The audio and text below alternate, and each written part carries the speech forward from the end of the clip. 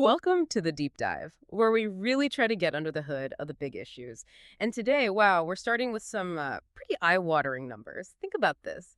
Automakers across the globe, they faced $51 billion in warranty claims last year in 2023, and they were holding $140 billion in warranty reserves. That is just a colossal amount of money. It really points to something, well, maybe fundamentally broken in how the industry handles vehicle quality. We're looking at the car world right now, and it's clearly at a crossroads, kind of grappling with these huge costs. So, our mission today, to explore a new way forward, an approach that could save these companies billions, literally billions, and maybe just as importantly, really change your driving experience for the better. Yeah, absolutely. Because for, well, over 100 years, the industry standard playbook has been essentially reactive. You wait for something to break. But that whole model, it's being seriously challenged now. And the big disruptor, the core idea we're diving into, is artificial intelligence, AI, especially when you combine it with this huge shift towards the software-defined vehicle, the SDV. It's completely rewriting the rules of the game. Right. So this isn't just about saving car companies cash, though that's a huge part of it. It's really about understanding this move from fixing problems after they happen to stopping them before they start. And what that really means for you, the person actually owning and driving the car. Right. The high cost of being reactive. Right. Okay, so let's unpack that reactive part first to really get why this change is so needed. How did it work historically, the old way of handling quality issues, and why is it just so incredibly expensive? Well, it's a process most drivers are probably familiar with, maybe without thinking about the whole chain. It usually starts with you, the customer. You notice something's wrong, maybe a weird noise, a glitch. You take the car to the dealer.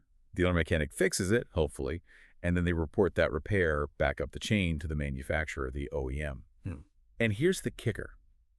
It's only when the manufacturer starts seeing a trend, lots of the same reports coming in, that they go, maybe we have a systemic issue here. That could be weeks, sometimes months, after the first few cars had the problem.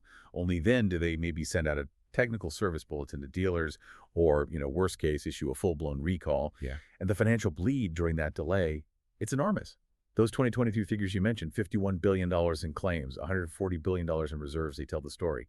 Every single day that an issue goes unaddressed, more cars with that same flaw are rolling off the assembly line and onto the roads. So the potential cost of a recall just keeps climbing and climbing. Exactly. It ramps up incredibly fast. It's this constant, massive financial drain on the system. And I think we've all felt that frustration, right? That cycle of noticing an issue, the hassle of the dealership visit, maybe waiting for parts. It definitely affects how you feel about a brand. Multiple recalls or even just nagging reliability problems, it really damages trust. Nobody wants that anxiety. Absolutely. Brand reputation is hard-won and easily lost in this business. 2, the software-defined vehicle, SDV, a double-edged sword. Okay, so the old way is slow, expensive, and bad for trust. Clearly not sustainable. So where does the future lie? We're hearing this term constantly now, software-defined vehicles, SDVs.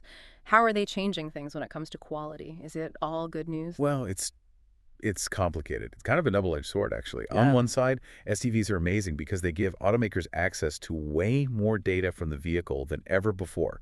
Real-time critical information. That should be fantastic for quality control. Okay, more data sounds good. Right. But here's the paradox. They also introduce, or at least expose, more potential problems. Think about how these vehicles work now. New software features, updates, fixes, they're constantly being pushed out over the air, OTA updates, just like your phone.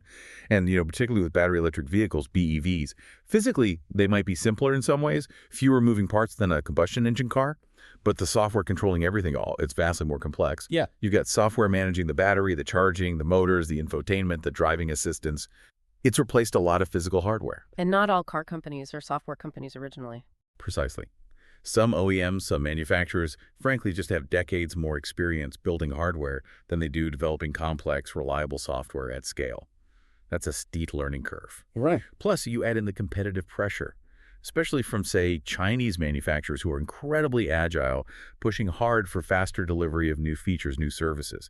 That pressure can sometimes mean software updates get pushed out, maybe without the absolute rigor of testing you'd ideally want. Which can lead to new problems. That really is a paradox. So this flood of data is there, potentially a gold mine, but the complexity, the constant updates, the pressure, it's creating new kinds of headaches. It sounds like they're drowning in data, but maybe struggling to find the crucial signals. Is that where AI comes in to sort of bridge that gap? The proactive game changer. Exactly right. This is where AI becomes the game changer. You take the power of AI algorithms and you apply it to that massive flood of data coming from all these connected SDVs. That's what allows automakers to finally shift, to move from just reacting to problems to actually getting ahead of them, becoming proactive. There's a company called Upstream, their CEO, Yoav Levy, they work with about 20 global automakers. Analyzing this data, he claims AI can cut potential recall costs by as much as 20%. 20% off those massive numbers we talked about. Potentially, yes. And what's fascinating is how it works. AI isn't just looking for obvious error codes, it's analyzing patterns across potentially millions of vehicles simultaneously. It might correlate tiny changes in, say, battery cell temperatures with specific charging habits or ambient temperatures, or slight variations in motor vibrations under certain driving conditions, things a driver wouldn't notice, things a traditional diagnostic check might miss. But AI can spot these subtle anomalies, these early indicators that could lead to a failure down the road. So it's like predictive maintenance on a massive scale, seeing the problem forming before it actually breaks. Exactly. Think of it like advanced medical diagnostics spotting the markers for a disease long before the patient feels any symptoms. AI is doing that for the vehicle's health. And because it can spot these patterns early across many vehicles, it drastically shortens the time needed for root cause analysis. They can figure out what's going wrong and why much, much faster, which lets them implement fixes proactively. Okay, so instead of waiting months for enough drivers to complain about the same weird noise to figure out, say, a specific batch of bearings was faulty. Right. AI might flag a subtle vibration signature linked to that batch after only a handful of vehicles show the pattern, maybe even before any driver reports it. Wow. Okay, so what does this mean for the bottom line then, if they can catch things that early? Well, Levy's estimate is that automakers could save somewhere between 5% and maybe up to 20% on their total warranty and recall spending. 5 to 20% off billions. Yes.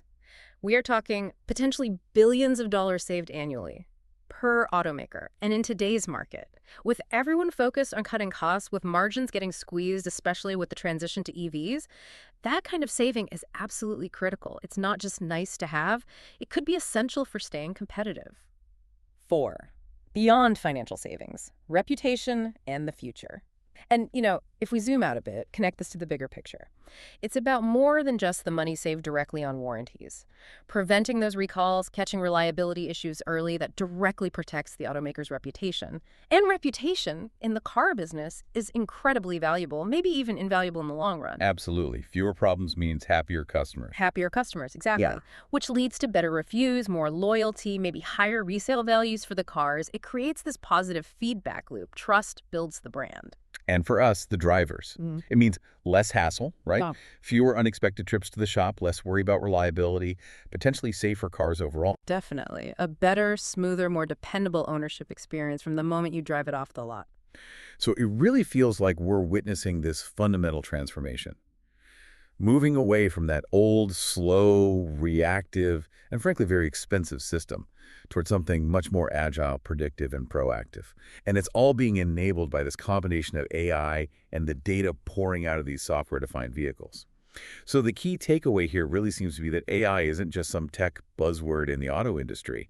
It's proving to be a practical, powerful tool that's already starting to reshape how cars are built, maintained, and fixed, saving billions, yes, but also making the whole experience better for you.